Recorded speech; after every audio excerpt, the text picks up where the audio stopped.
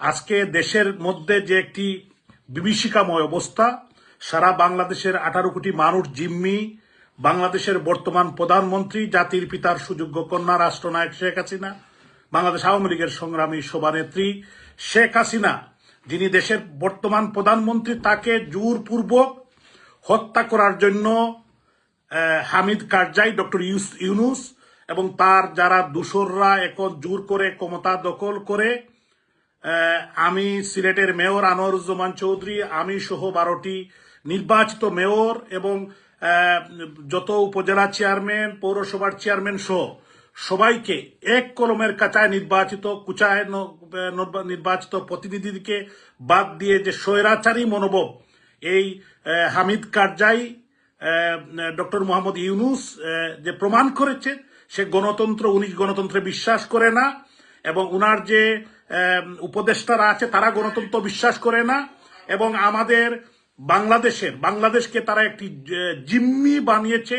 আমাদের আওয়ামী লীগের, যুবলীগ, ছাত্রলীগ, স্বেচ্ছাসেবক লীগ, শ্রমিক লীগের লক্ষ লক্ষ নেতাকর্মীর বাড়িঘর ভেঙে দিয়েছে, জ্বালিয়ে দিয়েছে, যে কালচার বাংলাদেশে কোনোদিন ছিল না।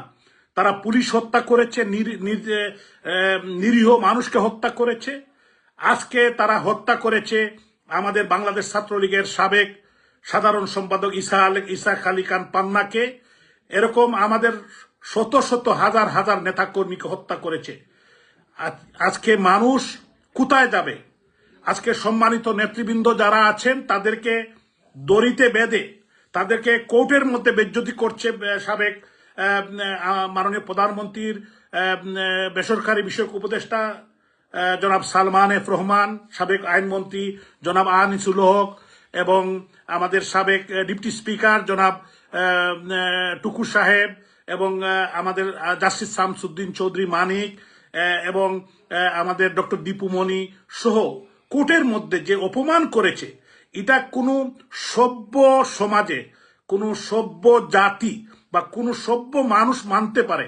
বিশেষ করে জাতির পিতার 32 নম্বর, যে 32 নম্বর থেকে এদেশের মানুষের স্বাধিকার আন্দোলন, এদেশের মানুষের অর্থনৈতিক মুক্তি, যে 32 নম্বর থেকে বাংলাদেশের স্বাধীনতা, জাতির পিতার সেই বাড়িতে আগুন দিয়েছে সেই খুনি চক্র, যারা এই দেশে বিশ্বাস করে না, দেশের স্বাধীনতায় বিশ্বাস করে না, তারা করেছে বঙ্গভবনে, গণভবনে তারা লুটপাট করেছে। মাননীয় প্রধানমন্ত্রীকে হত্যার জন্য ডক্টর ইউনূস এবং তার দূষররা যে চেষ্টা করেছিল, মহান আল্লাহ তাআলার ইচ্ছায় উনি প্রাণে বেঁচে আছেন। ইনশাআল্লাহ তিনি অচিরেই আমাদের প্রাণের বাংলাদেশ, প্রাণের মাতৃভূমি বাংলাদেশে নির্যাতন, নিপীড়ন করে, হত্যার রাজনীতি করে কেউ ক্ষমতায় টিকে থাকতে পারে না। ইনশাআল্লাহ আমরা বিশ্বাস করি আওয়ামী লীগ ঘুরে দাঁড়াবে এবং আওয়ামী লীগের লক্ষ লক্ষ কোটি কোটি কর্মী এখনো বেঁচে আছে এবং বেঁচে আছেন জাতির পিতার সুযোগ্য কন্যা, আমাদের প্রাণপ্রিয় নেত্রী রাষ্ট্রনায়ক শেখ হাসিনা। বেঁচে আছেন বঙ্গবন্ধুর কন্যা, কনিষ্ঠ কন্যা শেখ রেহানা, যিনি রাজনীতি করেন না, তার বিরুদ্ধে মিথ্যা মামলা দিয়েছে বাংলাদেশের বিভিন্ন অঞ্চলে, এবং বঙ্গবন্ধু পরিবারের অন্যান্য সদস্য তারাও বেঁচে আছেন। তাদেরকে ভাবতে হবে, তাকে চিন্তা করতে হবে। এই দেশ থাকবে, এই বাংলাদেশের মানুষ থাকবে, এই বাংলাদেশের বিবেকবান মানুষ থাকবে, বুদ্ধিজীবী সুশীল সমাজ।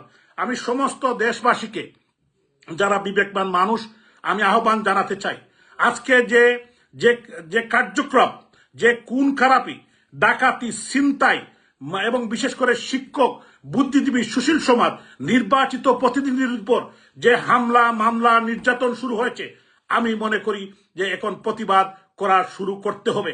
আমরা এই দেশের মানুষ অতীতে কোনোদিন এটা মেনে নেয় নাই।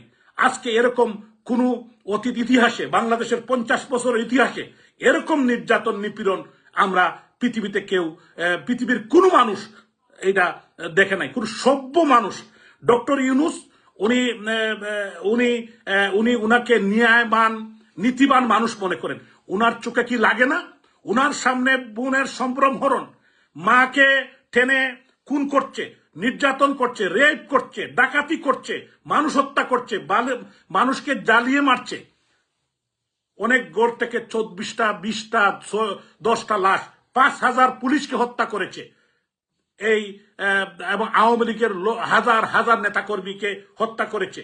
এই নির্যাতনের বিচার বাংলাদেশে একদিন হবে, ইনশাল্লাহ, ইনশাল্লাহ, ইনশাল্লাহ।